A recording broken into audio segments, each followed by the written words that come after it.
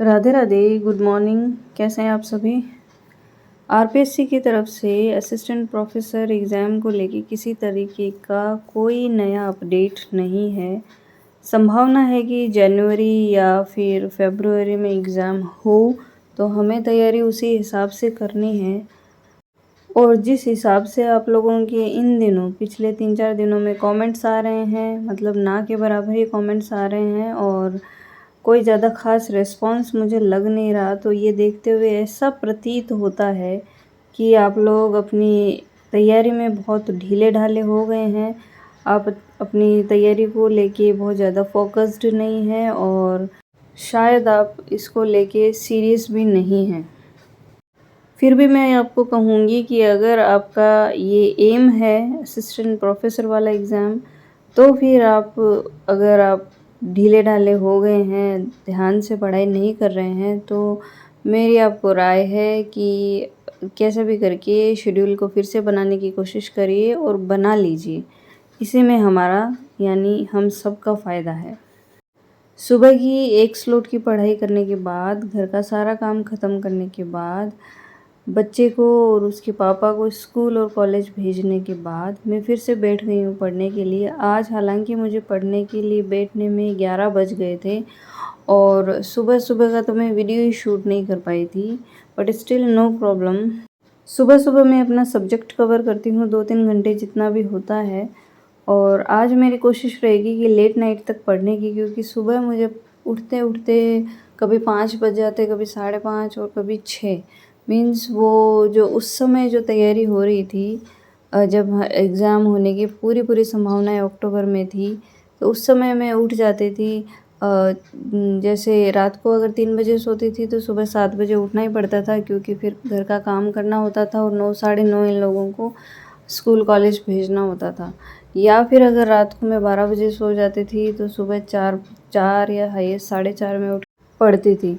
लेकिन अभी वो 4 घंटे की नींद लेना और फिर लगभग पूरे दिन में 20 घंटों में घर का काम, बच्चे को सँभालना और फिर बाकी के टाइम में पढ़ाई करना और वो सारी चीज़ें चल रहा था। अभी इतना नहीं चल पा रहा है। हालाँकि पिछले 3-4 दिनों से मैंने रूटीन को वापस फ़ॉलो किया है और 5 घंटे की स्टडी तक मैं ले आई हूँ। बीच में डिस्टर्ब हो गई थी और तब उस टाइम में 2 घंटे कभी 3 घंटे पढ़ाई हो रही थी। लेकिन अब मैं 5 घंटे की पढ़ाई पे आ गई हूँ और अब नेक्स्ट वीक तक, मतलब इस वीक के एंड तक मेरा टारगेट है कि कैसे भी करके 7 से 8 घंटे की स्टडी तक मैं पहुंच जाऊं। और ये इतना करना बहुत ज़रूरी है। अगर एग्ज़ाम 2-3 महीनों बाद ही होना है तो, और नहीं भी होना है तो वो भी मेरे लिए फ़ायदे में ही रहेगा। और या यूँ कहें कि सबके लिए फ़ायदे में ही रहेगा कि 6-7 घंटे की पढ़ाई कैसे भी करके मैनेज की जाए। अगर नहीं कर पा रहे हैं हम, तो फिर एग्ज़ाम के टाइम पे बहुत ज़बरदस्त प्रेशर बनेगा और एग्ज़ाम जून तक हाईएस्ट हो जाएगा, तो हमारे पास एक अच्छा अमाउंट है टाइम का, जिसमें हम बहुत अच्छे से चीज़ों को कवर कर सकते हैं, बहुत अच्छे से चीज़ों को पढ़ सकते हैं, खूब सारे एमसीक्यू सॉल्व कर सकते हैं और अपने जो जो पेपर है, थर्ड पेपर जो जीके वाला है, और अपने सब्जेक्ट पे अच्छी पकड़ बना सकते हैं। तो हम लीड कर सकते हैं उन लोगों के बीच जो बहुत अच्छे से तैयारी करके पहले से बैठे हैं।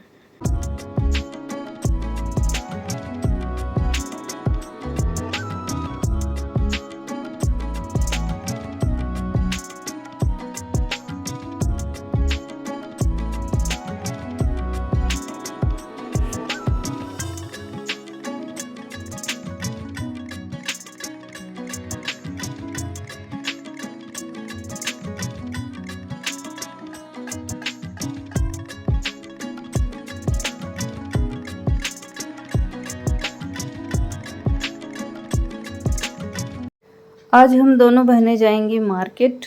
तो जब भी हम साथ होती हैं तो मार्केट ज़रूर जाती हैं, तो आराम से तसल्ली के साथ शॉपिंग कर पाते हैं। और पिछले साल भर से मैंने कुछ कपड़े वगैरह पेंडिंग थे मेरे ख़रीदने के, सोच रही थी आज ख़रीदूँगी, कल ख़रीदूँगी, टाइम नहीं मिल पा रहा था और इतना बाहर जाना होता नहीं है।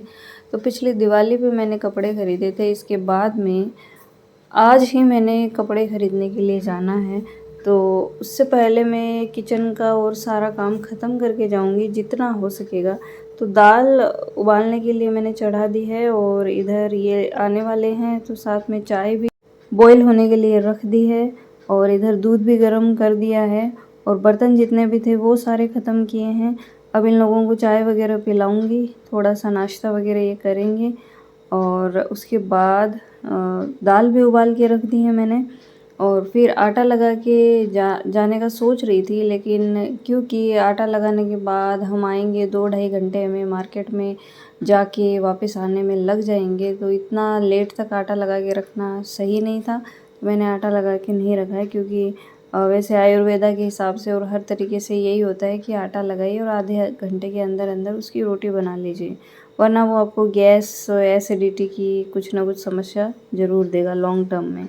और कपड़े वगैरह ख़रीद के हम ले आए हैं, काफ़ी अच्छे मिल गए थे और अच्छी रीज़नेबल रेट्स पे मिल गए थे। कल मैं आपको ये कपड़े वगैरह दिखाऊंगी, सूट्स वगैरह क्या क्या ख़रीदा है मैंने। जीन्स भी थी उसमें, 2-4 घर के लिए टी शर्ट्स थी और 2-3 मैंने सूट्स ख़रीदे हैं ताकि अब दिवाली पे ख़रीदना ना पड़े, क्योंकि ससुराल जाना होगा और तो कपड़े थोड़े अच्छे वाले पहनने पड़ते हैं वहाँ पे। और अगर नहीं पहनते हैं तो मेरी सास है वो पहले ही मुझे बोल देती है कि भाई कपड़े ढंग के पहन के आना, क्योंकि एक आधी बार ऐसा हुआ था मैंने एवं ही पहन के काम निकाला था इन द सेंस कि आलस हो जाता था। बच्चा बहुत छोटा था, 6-7 महीने का था जब पहले दिवाली आई थी, तो बहुत आलस रहता था और तो इस वे में थोड़ी चीज़ें हो जाती है। तो वो पहले ही कह देते हैं कि भाई वार त्यौहार जब भी हो कपड़े अच्छे से ख़रीदो ताकि लोग बातें ना बनाएं। एनीवे लोगों की मैं कभी सोचती नहीं हूँ, लेकिन फिर भी मुझे लगता है कि वार त्यौहार हमें अच्छे से बहुत खुश रहना चाहिए और अच्छे अच्छे कपड़े पहनने चाहिए, ताकि अच्छा फील होता है खुद को भी। अच्छा, साथ में आज मशीन भी लगाई थी तो कपड़े बहुत सारे हो गए थे और यूवी की ड्रेस भी धोनी थी, इसलिए मैंने कपड़े दोपहर में ही लगाए थे। ये स्कूल से आएगा तभी इसका ड्रेस निकलेगा। ड्रेस हमने एक ही सिलवाई है इसकी, क्योंकि 2-3 अलग-अलग ड्रेसेस सिलवाने का कोई मतलब नहीं है। अगले साल फिर इसकी हाइट बढ़ जानी है, फिर नए सिरे से ड्रेसेस, तो फिर हर दिन में इसकी जो ड्रेस है वो पानी से निकाल देती हूँ, उसको वॉश कर देती हूँ ताकि पसीने वगैरह की स्मेल वगैरह निकल जाए और बच्चे को थोड़ा प्रॉब्लम कम फेस करनी पड़े। मार्केट वगैरह जाके हम वापस आ गए थे और अब ये घर का काम है वही रोटी वगैरह का। हालांकि मैं अब रोटी नहीं खाऊंगी, क्योंकि मार्केट में हमने खा लिए थे मोमोज़ और अब हो गया है, हमें 9:30 का टाइम हो गया है। आए थे हम 8:30 बजे के लगभग, फिर बाकी के काम करके अब रोटी बना रही हूँ और अब इतनी लेट में रोटी तो नहीं खाऊंगी, तो सिर्फ दाल में थोड़ा सा घी मिला के खाऊंगी, क्योंकि दाल में घी और वो थोड़ा नींबू का रस डाल के अगर हम खाते हैं तो वो काफ़ी टेस्टी हो जाती है और प्रोटीनियस होती है, तो ज़्यादा रोटी वगैरह की ज़रूरत नहीं रहती, मेरा काम चल जाता है कभी कभार। और आप लोग भाई वीडियोस देखते हैं तो कमेंट्स ज़रूर करा करिए, क्योंकि इससे मुझे भी समझ आता रहता है कि आप लोगों को क्या चीज़ पसंद आ रही है और क्या चीज़ पसंद नहीं आ रही, और पसंद वीडियोस है, व्लॉग्स है, वो पसंद आ भी रहे हैं या नहीं आ रहे हैं। कोई आपका सजेशन हो तो वो भी दे दिया करिए और थोड़ा मोटिवेट करते ही रहा करिए।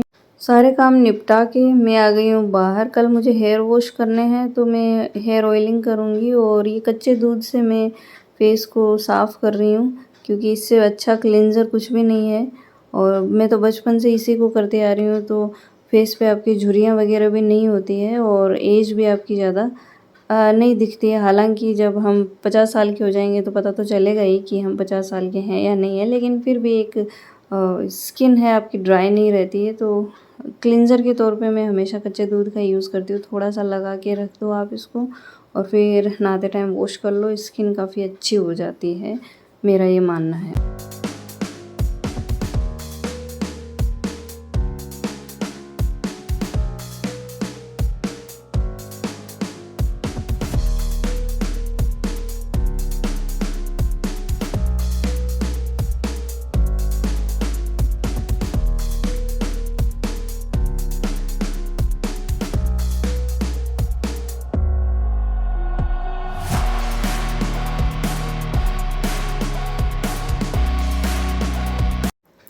ये मेरे आज की लास्ट स्लॉट की पढ़ाई है जिसमें ज्योग्राफी रह रहा था। इकोनॉमिक्स मैंने दिन में पढ़ लिया था, सब्जेक्ट मैंने सुबह पढ़ लिया था। टोटल पूरे दिन में डे बहुत ही बिज़ी होता है, उसमें पूरे में मेरी 3 सिटिंग्स होती है पढ़ाई की, जिसमें मैंने 2 सब्जेक्ट्स उठा रखे हैं अभी, मीन्स जीके वाले पेपर के। एक तो इकोनॉमिक्स, एक ज्योग्राफी। 1 डेढ़ महीने में मुझे इनको थॉरोली एकदम अच्छे से कंप्लीट करने हैं, ये मेरा टारगेट है। हो सकता है 2 महीने भी लग जाए क्योंकि मैं साथ में एमसीक्यूज़ भी सॉल्व कर रही हूँ। आपको किसी भी तरह की कोई क्वेरी हो या टॉपिक वाइज़ आप कुछ भी पढ़ रहे हैं, जैसे अगर इकोनॉमिक्स में आप कृषि पढ़ रहे हैं तो मुझसे पूछ सकते हैं। अगर आपने कहीं से कवर नहीं किया है तो कृषि का अगर मुझे पूछेंगे तो मैं आपको बता दूँगी। लेकिन आपको कमेंट्स में वो पूछना पड़ेगा ताकि मैं इंडिविजुअली आप लोगों को बता सकूँ। और ऐसे मैं व्लॉग में शेयर करती रहती हूँ कि कहाँ से मैंने क्या पढ़ा है, और कोशिश करूँगी मैं कल से और ज़्यादा अच्छे से एलाबोरेटिव वे में आपको चीज़ें एक्सप्लेन करती रहूँ, दिखाती रहूँ कि मैंने कौन सा टॉपिक कहाँ से कैसे पढ़ा है। और सब्जेक्ट में मेरा चल रहा है क्रिटिसिज्म वगैरह, थियरी और ये सब। तो और अभी बहुत जल्दी मैं अपने जो इंग्लिश का लिटरेचर वाला चैनल है उस पे भी वर्क शुरू करने वाली हूँ। बस शेड्यूल बन जाए एक बार, उसी को बनाने की पूरी चेष्टा है मेरी। बच्चा भी सो गया है, अब इसको प्रॉपर्ली सुला के मैं आधा 1 घंटे की पढ़ाई और करूँगी और उसके बाद मैं जाऊँगी सोने के लिए।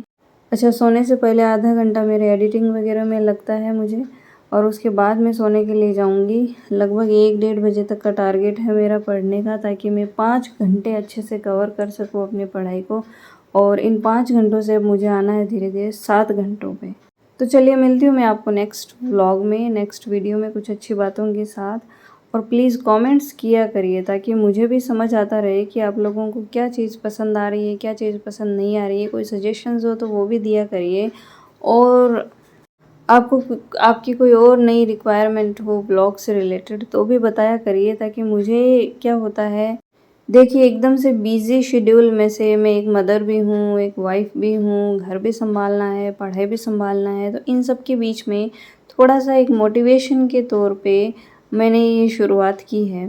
तो आप लोगों का भी थोड़ा-सा रिस्पॉन्सिबिलिटी बनती है कि अगर आप मोटिवेटेड होते हैं, अपनी स्टडी को कंटिन्यूअस रख पाते हैं सिर्फ़ वीडियोज़ को देख के, तो फिर एक छोटा-सा कमेंट ही सही, अच्छा-बुरा जैसा भी हो आपका, वो ज़रूर करा करिए। तो उससे मुझे भी मोटिवेशन मिलता है।